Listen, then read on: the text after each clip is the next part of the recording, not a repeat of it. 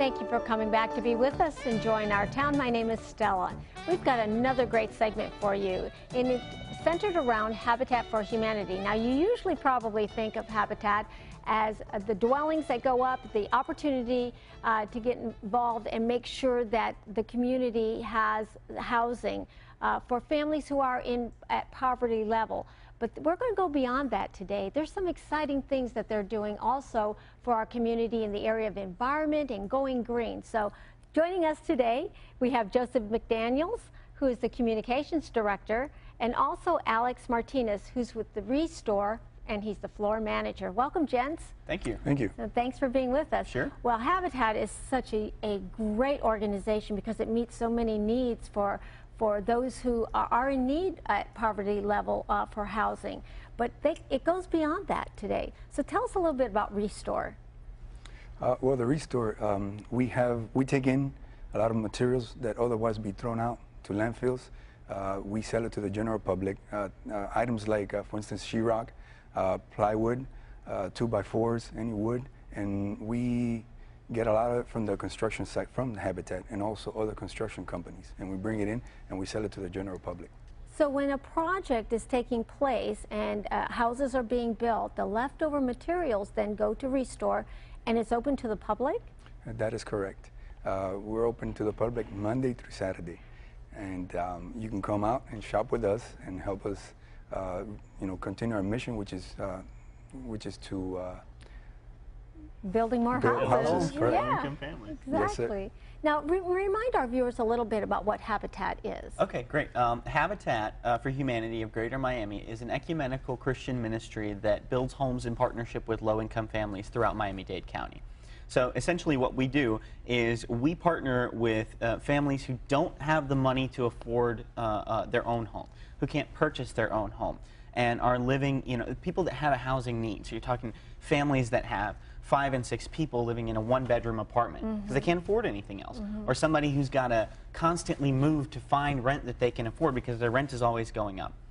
Or people who have landlords that are simply unresponsive and they've got leaky pipes and there's mold growing on the ceiling or in the walls, and they have no other recourse. Well, we partner with them in order to give them the opportunity to own their own home, a safe, clean, affordable place to live for them and their families.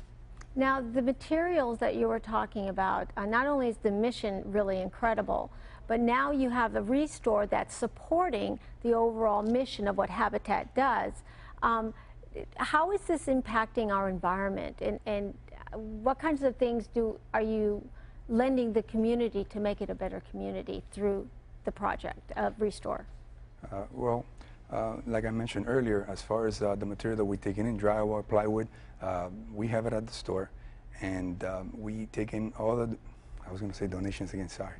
I can't stand doing that. So essentially what it is the primary way in which the Restore benefits the environment is through conservation and reuse, reuse, recycle, reduce, all those things. So for example, drywall that is cut to fit a particular corner in a house, well, the leftover material can't be used anymore for, let's say, building a new home. But somebody who's got a hole in their wall can come in, get that little piece of drywall and use it to repair their home. So you're reusing a lot of materials that would otherwise just go to the landfill and sit there and, never decompose, really, is the problem. Right. So most of what the Restore does to benefit the environment is through conservation.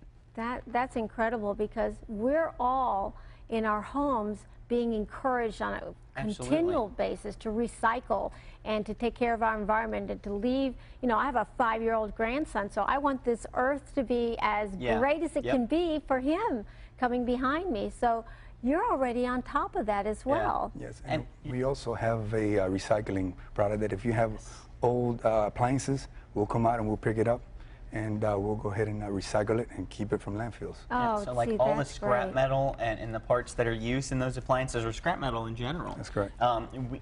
Bring it to the Restore. We'll recycle it. Why don't you tell them where it is? We're located at 2299 Northwest 77th Terrace. Okay, and that's in the Miami-Dade County. Yes. So, well, this is pretty exciting because of all your efforts and what you're doing in the community through the recycling, the restore, so to speak. You won an award. Your division, your region, I'm sorry, Our affiliate. Your affiliate Yes. won an award from the Miami Chamber. Tell us about that. Yeah, the Miami Chamber of Commerce actually awarded us the Green Builders Award. And then we actually won the Florida Green Builders Award too. So we're kind of all over the map So on the this. local one as well as the. Well, they're two different organizations Okay. have recognized Habitat for Humanity of Greater Miami for their green building efforts. So more than just taking the excess materials from the construction site to the restore to be resold, we also institute things like our landscaping practices. We use something called xeriscape landscaping, which is specifically landscaping used to conserve water. So obviously there's a shortage of water. You hear that all the time on the radio, Right. et cetera, et cetera. Right. But we also do things like install more energy efficient appliances. And this is great because not only does it conserve the energy, the output of energy, but it also saves the homeowners money. So we actually did a survey recently of our homeowners, and those who had been in their homes for 10 years or more had much higher electricity bills than the more recent homes because we've been able to make those improvements over time. Okay. So not only is it the excess materials, we're reusing those, but we're also conserving energy in the way that we build our homes. So like heat resistant, or excuse me, light resistant shingles, push away a lot of the heat from the sunlight so that the home stays cooler. So you don't have to use your air conditioner as much. And it's things like that, little things like that that add up to big savings for the homeowners and big savings for the environment.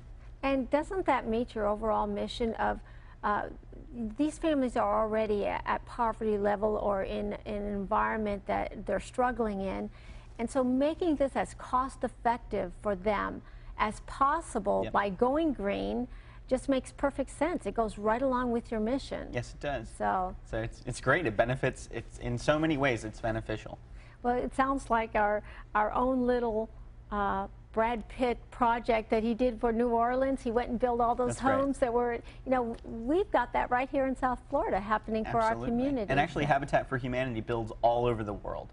So there are Habitat affiliates, all across the country that build homes for low-income families. But then in South America, in Southeast Asia, in Africa, we're building homes there as well. Yes, just to interject a minute, as far as the Miami-Dade, we already built homes, 801 homes in Miami-Dade County. Wow. Over the course of our 20-year history. Yes. Wow, that's wonderful. And the great thing is that the proceeds from the restore sales are actually going to build those homes. So last year we were able to sponsor 3 homes from the proceeds from the restore. The revenue, yes. So it's all working together. It's All working dovetailed together on purpose. That's right. So it supports each other. Correct. So that's why we have it says restore, rebuild, refurbish, reuse. That's right. So that's awesome, because this is a great model and a great testimony to our builders who are building homes in general as well. If it can be done on a shoestring budget, so to speak, for this level of income housing, then I could imagine the partnership that could be established for the regular building for the homes as well. It's probably going in that direction. Sure, and we certainly encourage everybody to be, whatever the best steward of the environment and their resources that they can. We believe, in the stewardship of our resources, that God put us on this planet to be stewards. So we believe heavily in that, and we, to the best of our ability, to make sure that we're not building a home that the low-income families can't afford. There are some things which we can't implement, like photovoltaic cells. They're difficult to maintain, et cetera, or costly, rather, to install. So there are some things that are cost prohibitive for us, but to the best of our ability, we want to build green. Now, what kind of process do you go through to continue your green initiative? Do you have consultants that work with you on this? Are you, what kind of studies do you do in order for the next generation of going green? What would be your next steps? Well, we work with some architecture firms that are more up to date on the leading green initiatives than we are, and so we take suggestions from them. But it's also general research that's done. We want to figure out what green initiatives will help the homeowner save money and will also benefit the environment, obviously. That's what a green initiative is. But that's, you know, we when we go through grant writing, we figure out, okay, well, what new practices are there? What can we implement? What are we already implementing? What can we improve? So it's from the construction aspect of it and the design aspect of it that we sort of just keep ourselves up to date on what's being done across the country and try and implement the places that we, you know, implement the practices that will benefit the community the most. Now, what projects are you working on now, and are all your future projects centered around the green initiatives and the environment? Well, the green initiatives are something that's sort of woven into our construction practices. So wherever we build or whatever projects we undertake, those green practices are going to be a part of it. And actually, we're really excited about our latest project, what we call the Liberty City Shine campaign. And we received 140 lots that were donated by Miami-Dade County that are scattered throughout the greater Liberty City area. So on all of those lots, we're going to build an affordable home. So it benefits by increasing property taxes for services from the government, but also it uses existing infrastructure, so we don't have to use resources to build on large swaths of land that don't have that kind of infrastructure. But we're also adding to a community that's already there. We're working to restore a community that's already there, and the Restore is a big part of that. The Restore is actually located in Liberty City, so not only does it add to the funding that we use to build our homes, but it also makes those excess materials, quality materials, you know, from construction companies, furniture, things of that nature. It makes those materials and products available to Liberty City, which in general is low income. So they get those discounts, and in that way, the Restore benefits the community.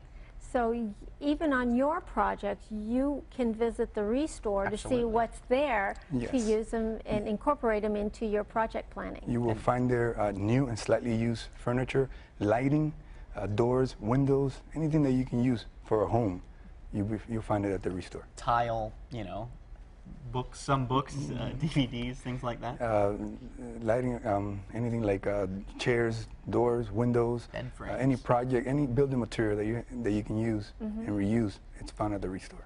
That's pretty cool. I'm just so amazed at something that is so available to our community and we don't know about it. Now, how many Restores are there in the area? Can we find one in every county, or we have one in Miami-Dade County. It's one almost for county. Some of them have 2 or 3, but in the whole state of Florida, it's about 67 affiliates that have a Restore.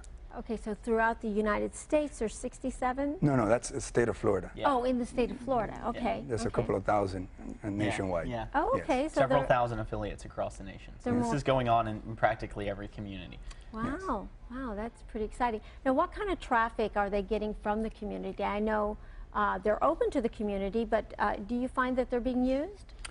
Yes, the most traffic we get is Fridays and Saturdays, but we're asking everybody to come on Monday to Saturday. We're closed on Sundays, but we're open Monday to Saturday, 9 to 6, Tuesdays to Friday, and 9 to 4, Mondays and Saturdays. So you have a growing population that's making use of it. Do you feel like? Yes, we have designers come out there. We have construction guys. Oh. We have handy guys go out there, regular homeowners. You have to go through the rocks to find the diamonds, like they say. And you will find very nice treasures at the Restore. Oh, absolutely. That's pretty exciting. I am so glad that our viewers had a chance to learn about this, because it is open to, not only do you lend to the community in a great way, but now they're giving back. So thank you, gentlemen, for being with us. Thank you. This has been Join Our Town. Thank you so much for being with our program today. We'll see you next time.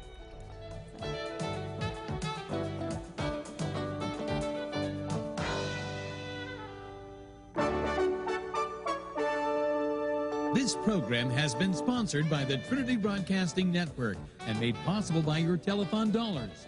Your continual support can keep Join Our Town brought to your home every day. So write Join Our Town, P.O. Box A, Santa Ana, California, 92711. The views and opinions expressed on this program do not necessarily reflect those of this station or the Trinity Broadcasting Network.